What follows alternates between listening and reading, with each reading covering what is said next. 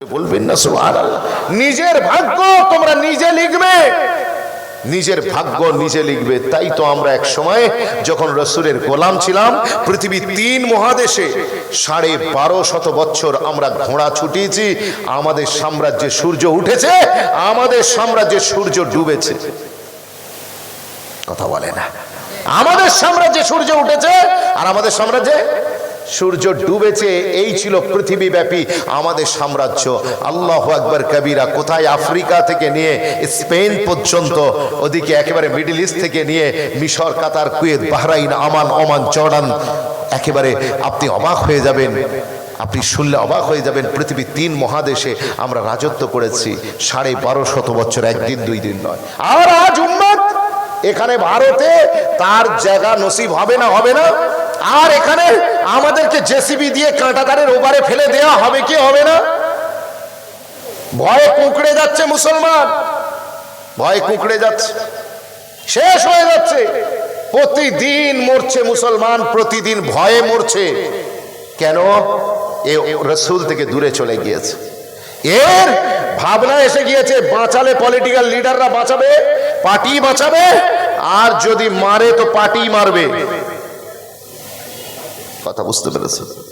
আমাদের ভক্তি, আমাদের আনুগত্য পার্টির নেতা নেত্রীর উপরে এতটাই নির্ভরশীল হয়ে পড়েছে, নেতারা যা বলছে আমরা সেগুলো অক্ষরে অক্ষরে পালন করছি।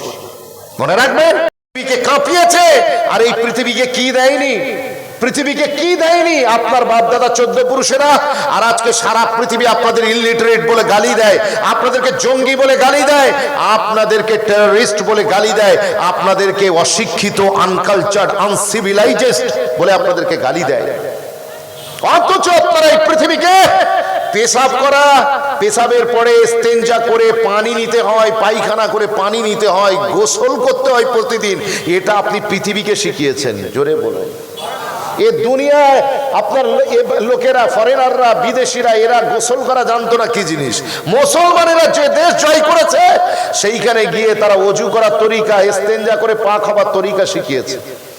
আপনি পৃথিবীকে অনেক কিছু দিয়েছেন, আপনি জানেন না। তাই আপনাকে যে ইতিহাস পড়ানো হয় সেই ইতিহাস আপনার সব একটা সুনির্দিষ্ট পরিকল্পনা করে রচনা করা হয়েছে। এই যে আমাদের ভিডিওগুলো এখানে কভার হচ্ছে যে ক্যামেরা দিয়ে, ক্যামেরা আরবি কমারা শব্দ থেকে এসেছে।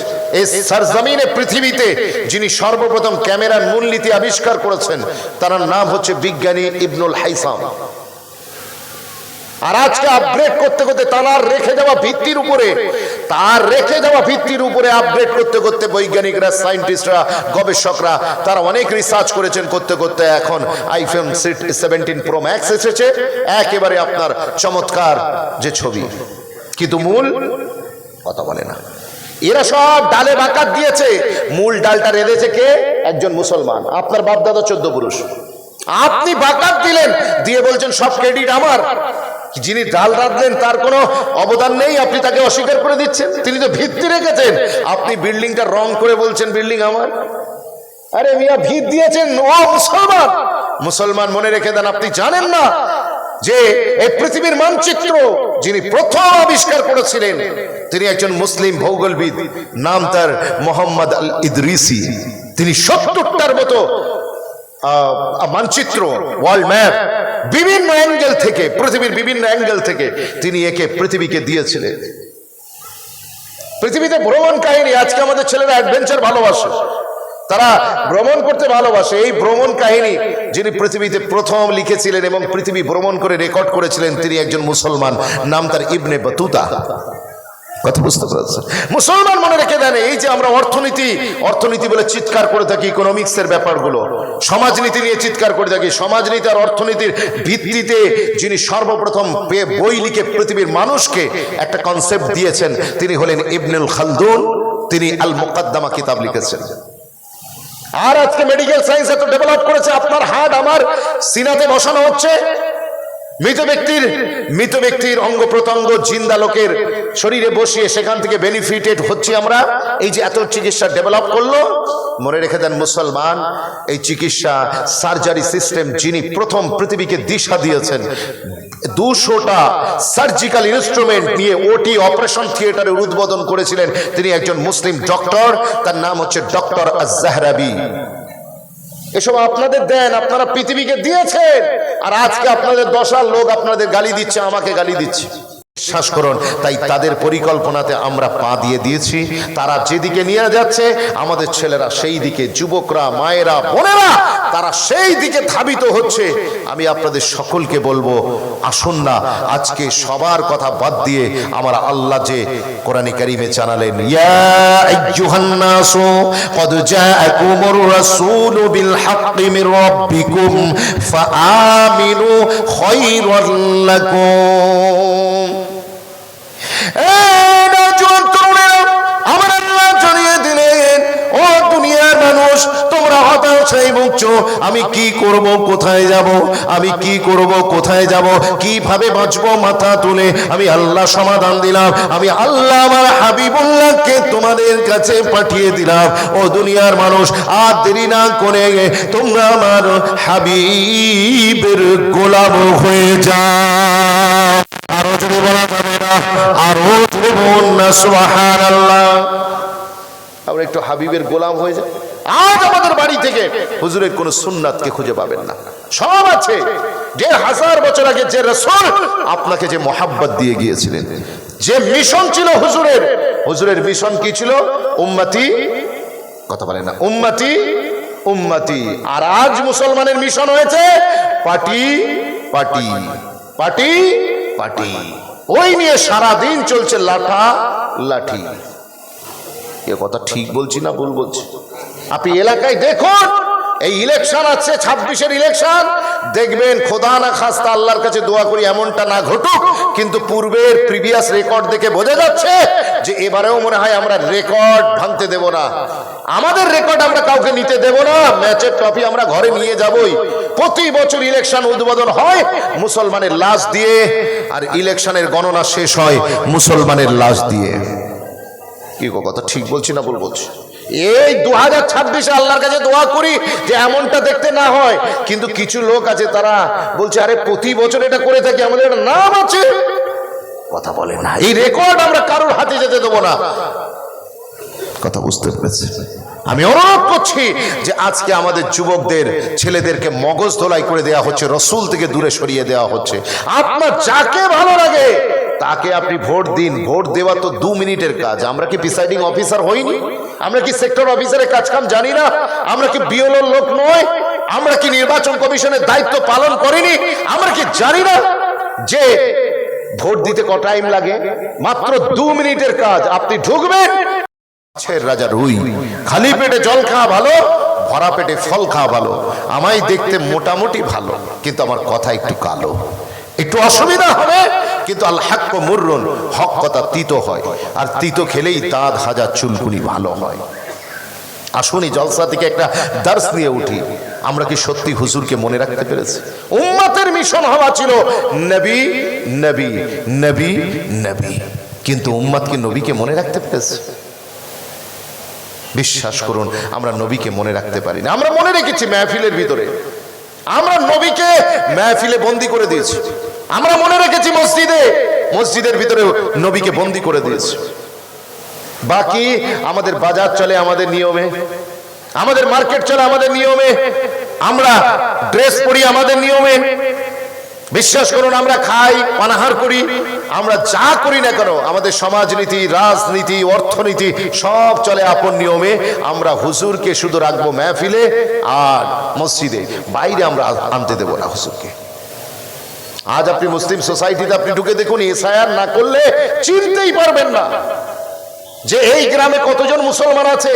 যদি ধরমপুর বাজারে গিয়ে আপনি যদি টেস্ট করেন, দাম যদি আপনি একটু করে দেখেন, তাহলে আপনি বুঝতে পারবেন যে কজন মুসলমান আমরা আছি। তবে আপনাদের এখানে আলহামদুলিল্লাহ সব ইমানদার।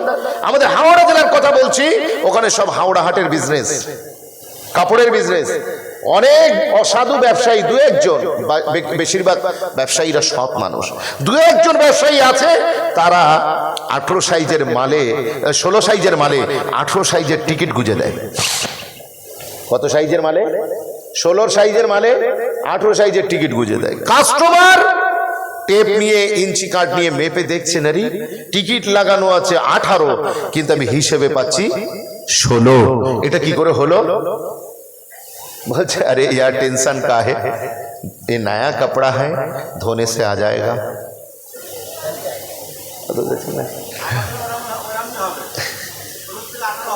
माशाल्लाह, আমার কথা শুনছেন তো আপনারা? মাশাআল্লাহ, বুঝতে পারছেন না? জি, তো আমি বলছি এটা নতুন কাপড় মার্কেটে এসেছে, আপনি জানেন না কাপড়ের খুবই আলাদা। বলি কেমন খুবই? বলে এটা ধোবার পর 2 ইঞ্চি অটোমেটিক বেড়ে যাবে, ওই জন্য আমি অ্যাডভান্স 2 ইঞ্চি এক্সট্রা করে আমি টিকিট গুঁজে দিয়েছি। মাল কেটেছি 16 কিন্তু টিকিট দিয়েছি 18। এই যদি হয় ব্যবসা, আপনি বলুন কোন নন মুসলিম যখন ঠকে বাড়ি যায় তখন আপনি কি ভাবেন ও শুধু আপনাকে গালি দেয়?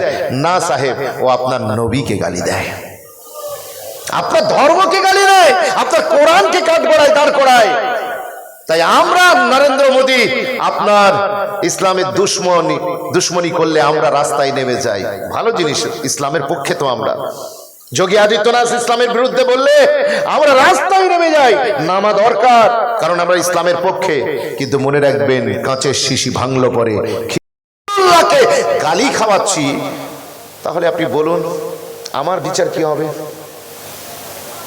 আমি তাই হাতে ধরে বলে যাই, আপনাদেরকে আমি ভাবনার জন্য ছেড়ে দিচ্ছি। আমি জানি এখানে বেশিরভাগ মানুষ তারা সব হক হালালির সাথে ব্যবসা করে, বিজনেস করে, কিন্তু 1জন 2জন এমন আছে যার কারণে মার্কেটে আমাদের বদনাম হয়ে গিয়েছে।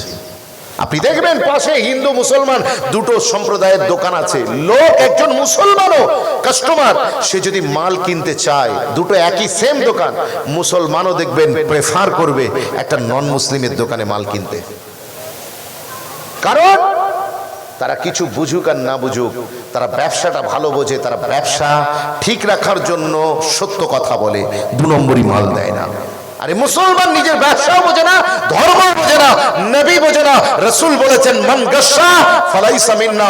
আমি মুহাম্মদ আরবি বলে যাই, যারা ব্যবসায় 2 নম্বরই করবে, প্রতারণা করবে, তারা আমার উম্মত হবে না, তারা আমার উম্মত হবে। আজ আমরা ব্যবসাটাকে কি অবস্থায় নামিয়ে দিয়েছি, কি অবস্থায় নামিয়ে দিয়েছি। মনে রেখে দেন মুসলমান, খাজা মাইনুদ্দিন চিশতি আজমিরি হুজুর তিনি যখন এসেছিলেন এখানে, তিনি এইরকম ওয়াজ করেননি। আজ আমাদের একটা ধারণা হয়ে গিয়েছে জলসা যত বড় হবে, নন মুসলিমদের কাছে ইসলামের বার্তাগুলো তত বেশি করে প্রচার হবে, নন মুসলিমরা ফটাফট ইমানের কালমা পড়ে মুসলমান হয়ে যাবে, এরকম একটা মাইন্ডসেট আমাদের তৈরি হয়ে গিয়েছে। কিন্তু আল্লাহু আকবার কবীরা, আপনি শুনলে অবাক হয়ে যাবেন, স্বাধীনতার after the 75 anniversary of independence, স্বাধীনতার 75 বছর পরে জলসা কম হয়নি, কম শুনিনি।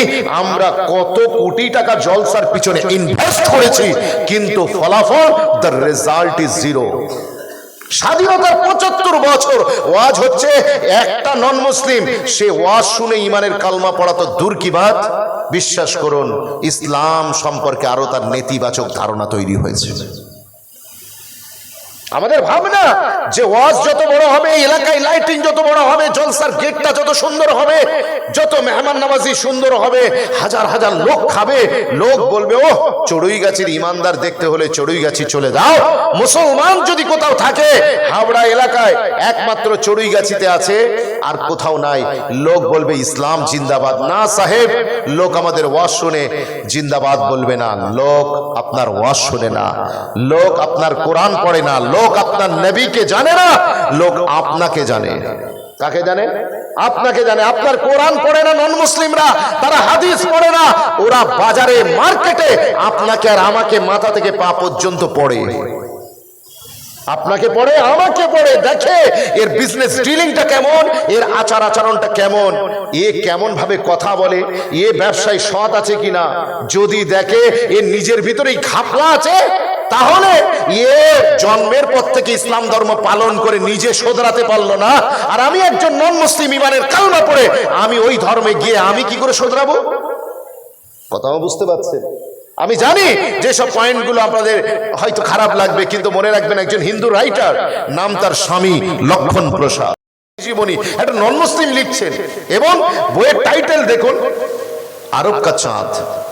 কত লোক ওই বইটা, ওই হিন্দু ভাইয়ের লেখা বইটা পড়ে ইমানের কালমা পড়ে মুসলমান হয়ে গিয়েছে, জোরে বলুন। কিন্তু যিনি লেখক তিনি মুসলমান হননি। তো তানাকে যখন জিজ্ঞাসা করা হলো, কাউন্টার করা হলো, আপনি যখন মোহাম্মদ আরবিকে এত ভালোবাসেন, তার সিরাতের উপরে, তার লাইফ হিস্ট্রির উপরে, তার ক্যারেক্টারিস্টিকের উপরে আপনি এত চমৎকার কিতাব লিখলেন, কিন্তু আপনি নিজে সেই নবী ধর্ম গ্রহণ করলেন না কেন? মুসলমান মনে রেখে দেন, ওই সময়তে স্বামী লক্ষণ প্রসাদ তিনি বলতে লেগেছে, ও দুনিয়ার মানুষ শোনো, আমি যখন মুসলমানদের নবী মুহাম্মদ আরবি সাল্লাল্লাহু আলাইহি ওয়াসাল্লামের বাচপান দেখেছি, আমি অবাক হয়ে গিয়েছি। যখন তার চাইল্ডহুডটা দেখলাম, আমি অবাক হয়ে গেলাম যে পৃথিবীতে এইরকম কোন নিষ্পাপ শিশু আছে কিনা, আমার জানা নেই। এত সুন্দর তার মাসুমিয়াতের সাথে বাচপানটা অতিবাহিত হয়েছে। জোরে বলবেন না সুবহানাল্লাহ। আমার নবীর বাচপানকাল উনি কিতাবপত্র ঘেঁটে যখন দেখেছেন হুজুরের বাল্যকাল কেমন কেটেছে, উনি অবাক হয়ে গিয়েছে যে সাইয়েদা হালিমা আমার নবীকে কোলে নিয়েছে, ডান দিকের স্তনে দুধ পান করাচ্ছে। তারপরে তিনি কি করলেন বুঝলেন, বাচ্চার হয়তো পেট ভরেনি, যখন তিনি স্তন চেঞ্জ করে বাঁদিকে নিয়ে গিয়েছেন, আপনার নবী সঙ্গে সঙ্গে ওটা নিজের দুধ ভাই আব্দুল্লাহর জন্য বাকি রেখেছেন, নিজে ওখানে কোনো মুখ দেয়নি। জোরে বলবেন না সুবহানাল্লাহ। জিস নবী কি বাচপান ইতনা শানদার, যে নবী জন্মের পরেই কোনো মানুষের হক মারেননি, সেই নবীর বাচপান মানুষ তো বড় হয়ে বুঝতে শেখে, আর ইয়ে কেমন বাচ্চা যে বাচ্চা বয়স থেকে দুনিয়াকে হক রক্ষার ব্যাপারে, অধিকার রক্ষার ব্যাপারে, রাইটসকে প্রোটেক্ট করার ব্যাপারে মানুষকে দর্শ দিচ্ছে। সৈয়দা হালিমাতুস সাদিয়া বলছেন, আমার এই বাচ্চা এত মোবারক বাচ্চা, আমি জীবনে এইরকম কোনোদিন বাচ্চা দেখিনি। এই মোবারক বাচ্চাটা আমি যখন কোলে নিয়ে মরুভূমিতে বকরি চড়াতাম, ওই সময় আমি অবাক হয়ে যেতাম যে একখণ্ড মেঘ এসে আমি হালিমা আমার মাথার উপরে ছায়া করতো। জোরে বলবেন না সুবহানাল্লাহ। জব ও সैर को जाया करते सर पे बादल ছায়া করতে। বিশ্বাস করুন, সেই হালিমা তো সাদিয়া বলছে, এই বাচ্চাটা কোনোদিন আমাকে খাবারের জন্য আমার কাছে ডিমান্ড করেনি। আল্লাহু আকবার কবিরা। একটা নরমাল বাচ্চার সাথে আপনার নবীর বাচপানটা মেলান। বাচ্চাদের একটাই দাবি, কান্নাকাটি করা খাবার জন্য। প্রত্যেকটা বাচ্চা, সে গরিবের বাচ্চা, ধনীর বাচ্চা, আলেমের বাচ্চা, আমলোকের বাচ্চা, প্রত্যেকটা বাচ্চার একটাই খালি খাবার টাইমে কান্নাকাটি এবং খাবার জন্যই কান্নাকাটি করা।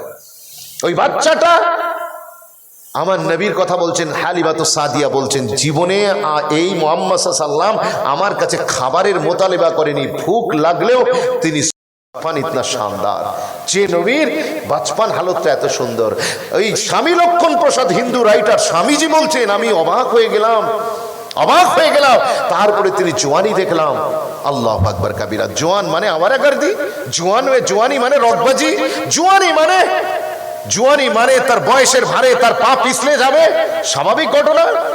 কিন্তু এ কেমন জোয়ান, পুরো মক্কার ভিতরে সেরা ছেলে, মাথা থেকে পা পর্যন্ত পুরো চরিত্রের, উত্তম চরিত্রে মরকে একটা জাতে মোবারক, যে চরিত্রে জিন্দগিতে এতটুকুন কেউ দাগ লাগাতে পারেনি। জোরে বলুন না সুবহানাল্লাহ। বিশ্বাস করুন, আমার নবী পাকের যখন উনি যৌবন দেখেছেন অবাক হয়ে গেলেন। এবং যৌবনকালে মানুষ তার মনের খায়েশ পূরণের জন্য বিয়ে শাদীর প্রয়োজন পড়ে এবং মানব জাতি রক্ষার জন্য তার বিয়ে শাদীর প্রয়োজন পড়ে।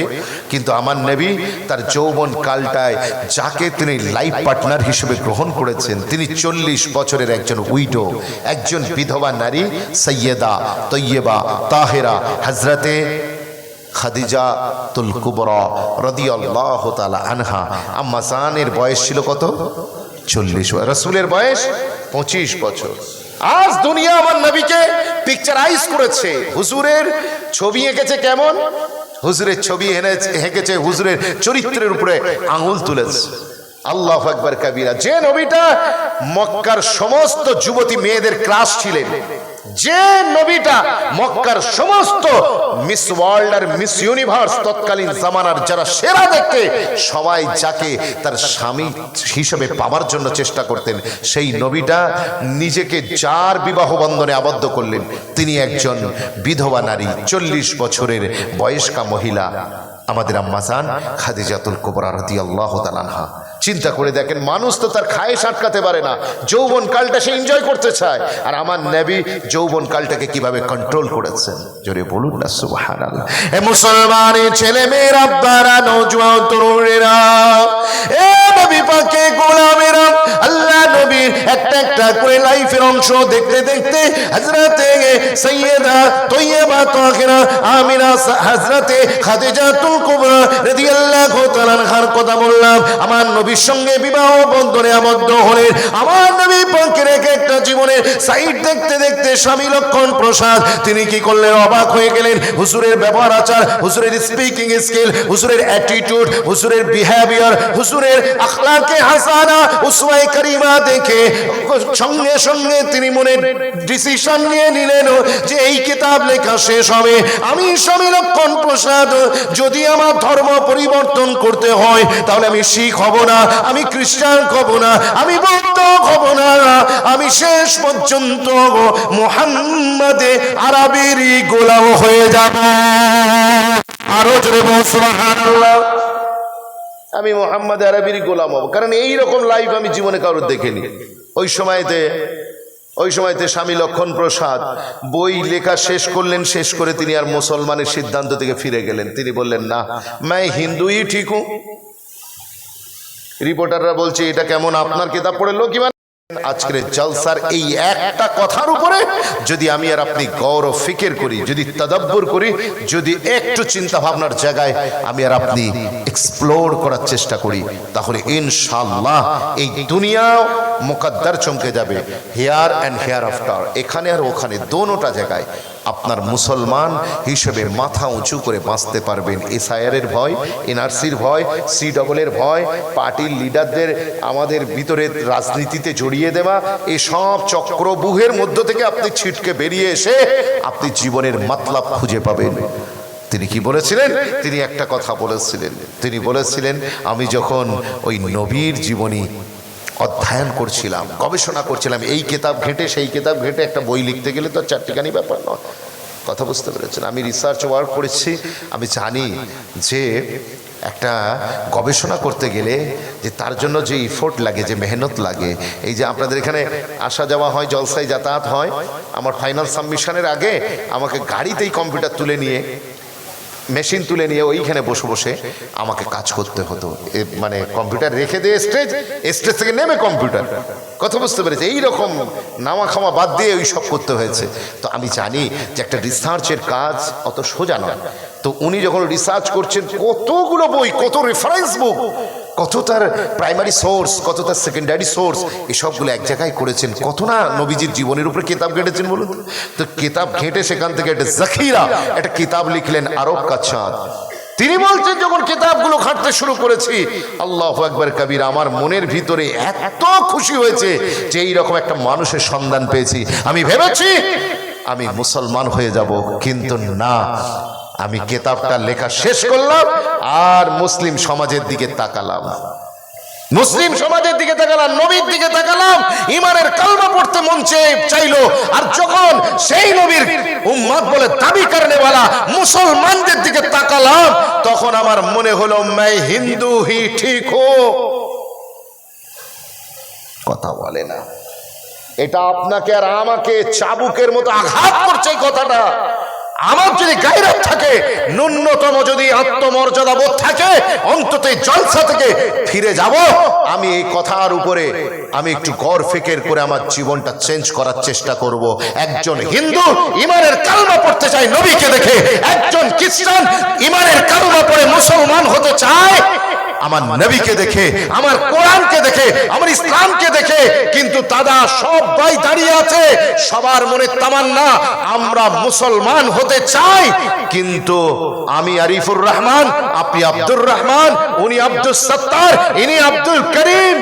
আমাদের মতো মুসলমানদের আখলাক আর চরিত্র দেখে ওনারা বলছেন मैं जो हूं सो हूं, আমি যেমন আছি ঠিক আছি। আমরা মুসলমানেরা নন মুসলিমদের ইমানের কালমা পড়ার ক্ষেত্রে বাধা হয়ে দাঁড়িয়ে গেছি, কথা বলে না। নন মুসলিমদের ইমানের কালমা পড়ার ক্ষেত্রে বাধা হয়ে দাঁড়িয়ে চাইতাম কিন্তু মুসলমানদের চরিত্র আখলাক, তাদের বিজনেস ডিলিং, তাদের ট্রানজাকশন, তাদের আচার ব্যবহার আমাদেরকে ইসলাম গ্রহণ করতে বাধা দিয়েছে। আমরা মনে করেছি যে আমরা কোন ইসলাম গ্রহণ করব, যে ইসলাম পালন করে এই লোকগুলো পরিবর্তন হতে পারেনি, সেই ইসলাম ধর্ম গ্রহণ করে আমি কি পরিবর্তন হব? সুতরাং আমার নন মুসলিম থেকে যাওয়ার মূলে এই চড়ুইগাছির লোক দায়ী, হাওড়া জেলার উনসানির লোক দায়ী। আমাদের ঘামে আমারা ক্যা কসুর, আল্লাহ আমাদের ছেড়ে দেয়। মনে রাখবেন, জবাব তো তুঝে কাল দেনা হি হোগা। আপনাকেও জবাব দিতে হবে, আমাকেও জবাব দিতে হবে যে এই নন মুসলিম গুলোর কাছে ইসলামের ছবি কারা খারাপ করেছে। মিডিয়া তো খারাপ করছেই, তার সাথে সাথে আমরা মুসলমানেরা আগুনে ঘি ঢেলেছি। আমরা কম, এর ভিতরে আমাদের অবদান নেই। আমরা তোয়াক্কা করিনি, আমরা মনে করেছি আরে আজকে আমার রক্তের গরম আছে, একটা নন মুসলিমকে আমি গালিগালাজ করে দিলাম রাস্তায় দাঁড়িয়ে। আমি মশলা খাচ্ছি, তিরঙ্গা খাচ্ছি, গুটখা খাচ্ছি, বাস থেকে যাচ্ছি, জানালা দিয়ে ফুচ করে ফেলে দিলাম। আমি দেখলাম না ওটা কার গায়ে পড়লো। আমি মাথায় টুপি দিয়ে পান খাচ্ছি, পানটা ফেললাম একেবারে টোটোর পাশ দিয়ে, আর হাওয়াতে পিছনে যে ছিল তার পুরো সাদা জামাতে একেবারে কালার হয়ে গেল। আপনি উনি যিনি পিছনে ছিলেন তিনি কি করলেন? আপনাকে দেখলেন মাথায় টুপি, চেহারায় সুন্নতি দাড়ি, দেখে তো বুঝলেন মুস্তাফা দাবি গোলাম দাবি করনেওয়ালা মুসলমান। আপনি বলুন তো এই আচরণের পরে ওই লোকটা আপনার ইসলাম সম্পর্কে কি ধারণা নেবে? खुदा के लिए আমাকে আপনারা ভুল বুঝবেন না। उमर भर गरीब यही भूल करता रहा, धूल चेहरे पे थे और आईना सब करता रहा। কবি গরিব চিরজীবন একটাই ভুল করেছে, ধুলো নিজের চেহারায় ছিল আর সে শুধু আয়না পরিষ্কার করে গেছে। ধুলো কোথায়? নিজের চেহারায়। পরিষ্কার হচ্ছে আয়না। আমাদের জলসাগুলো ঠিক এইরকম হয়ে গিয়েছে, ধুলো আমাদের চেহারাতে আর হুজুর পরিষ্কার করছে আয়না। আমরা যারা ধুলো লেগে আছে একটু ঝেড়ে ফেলি খোদা কে লিয়ে। কারণ আপনার নবী 1500 বছর আগে আপনার নবী এসেছেন, মিশন ছিল উম্মতি উম্মতি উম্মতি উম্মতি। মুসলমান এখান থেকে ইকো পার্ক প্রায় 100 কিলোমিটার দূরে, 110-20 কিলোমিটার দূরে নিকো পার্ক ওই রকম দূরত্বে রয়েছে। আজকে চলে গেছে যুবকেরা ইকো পার্কে বেড়াতে গিয়েছে, সন্ধ্যা 7টার পরে ইকো পার্ক বন্ধ, মাইকে অ্যানাউন্স হচ্ছে your time is over, get out, সময় শেষ, বেরিয়ে যাও। আপনি চড়ুইগাছি থেকে গিয়েছেন, উড়িশ সর্বনাশ। বিশ্বাস করুন ইকো পার্কের মনোরম দৃশ্য, ন্যাচারাল ভিউ, জি আপনার সপ্তম আশ্চর্য তাজমহলের রূপলেখা আপনি সব দেখতে পাচ্ছেন ওখানে। আপনি পাখিদের গান শুনছেন, ময়ূরের নাচ দেখছেন, কোয়েলের ডাক শুনছেন, আবার ওখানে দিঘি আছে, নদীর ঢেউ দেখছেন, কত কি দেখছেন। আর সবুজ মনোরম দৃশ্য দেখে আপনি বলছেন কাশ এখানে যদি আমার বাড়ি হতো, এইখানে যদি বাড়ি হতো, চড়ুইগাছি যদি না ফিরে যেতে হতো, কতই না ভালো হতো।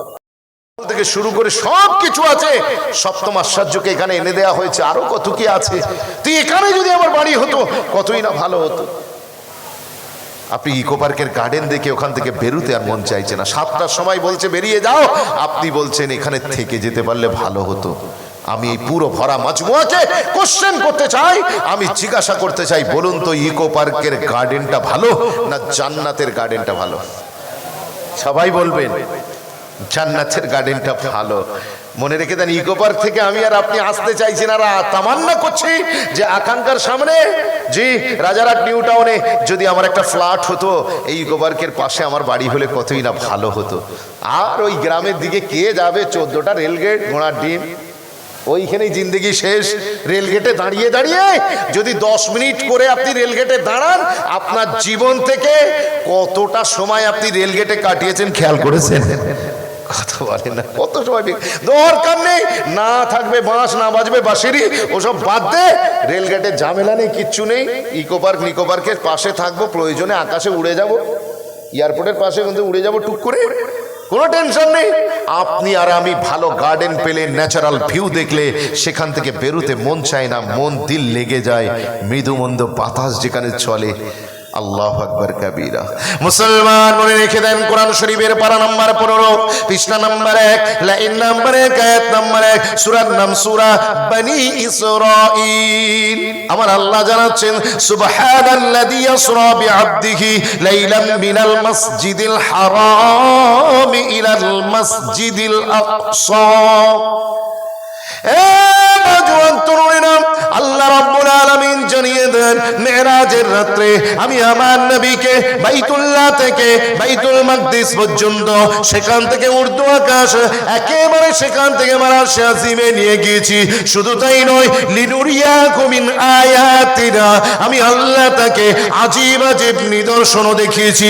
এই আজীব আজীব নিদর্শনের ভিতরে একটা হলো জাহান্নাম আর একটা হলো জান্নাত।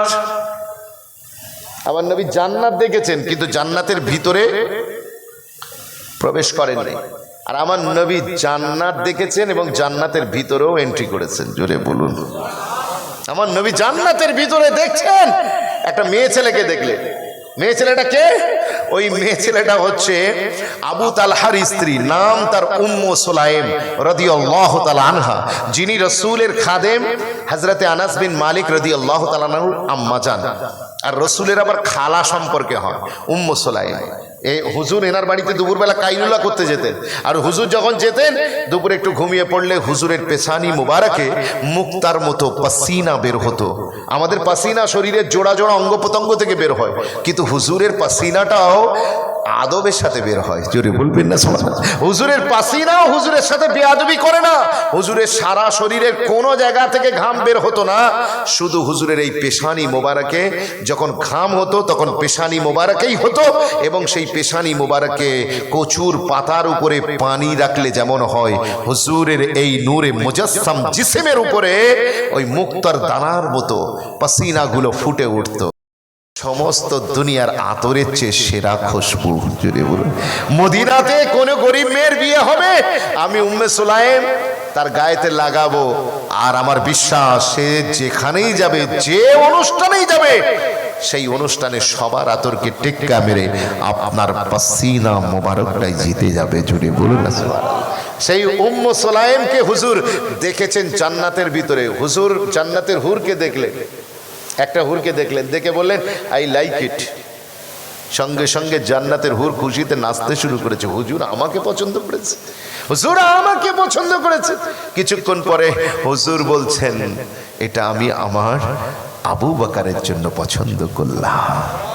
মুসলমান মনে রেখে দেন, আরেকটা খুদ দেখলেন, দেখে বললেন এটা আমার উমারের জন্য, এটা উসমানের জন্য, এটা আলীর জন্য, এটা হযরতে মুআজ বিন জাবালের জন্য, এটা কাতিবে ওহী আমির মাবিয়ার জন্য, এটা হযরতে হাসান বিন সাবিত শাইরুর রাসূলের জন্য, এটা আবু হুরায়রার জন্য, এটা সুহাইবের জন্য, এটা সালমান ফারসির জন্য।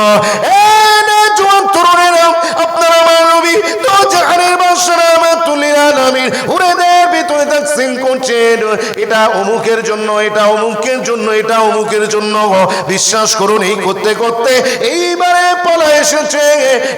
পালা এসেছে হুরেদের যিনি সরদারিনী, ওই হুরেদের সরদারিনী, সে মনে বড় আশা, মনে বড় তামান্না, মনে বড় আশা যে হুজুর আমাকে হয়তো নিজেই পছন্দ করে নেবেন। কিন্তু না না, হুজুর যখন তার কাছে এলেন ওই সময়তে আমার নবী তাকে লক্ষ্য করে বলেছিলেন ও জান্নাতের হুর, তুমি আমার বেলালের জন্য। আরো জোরে বলুন না সুবহানাল্লাহ। তুমি আমার বেলালের জন্য। এখন তার গোসা হয়ে গেছে, अरे हुजूर किसी को सिद्दीक मिला, किसी को उमर मिला, किसी को उस्मान मिला, और मैं जन्नत की सरदारी नहीं हूं, और मुझे वो काला गुलाम मिला। हुजूर जन्नते जे मेटा आमार खादेम সে সৈয়দনা আবু বকর সিদ্দিককে পেল, কেউ উমরে ফারুককে পেল, কেউ উসমান গনিকে পেয়ে তার মুকদ্দরকে চমকে নিল। আর আমি জান্নাতের হুরেদের রানী, আমার মুকদ্দরে বেলালে হাবশি, কুচকুচে কালো গায়ের রং, নাকটা চ্যাপটা, হাবশা দেশে বাড়ি, না সৈয়দ বংশের লোক, না আরবের লোক, না আপনার কাছের লোক, রক্তের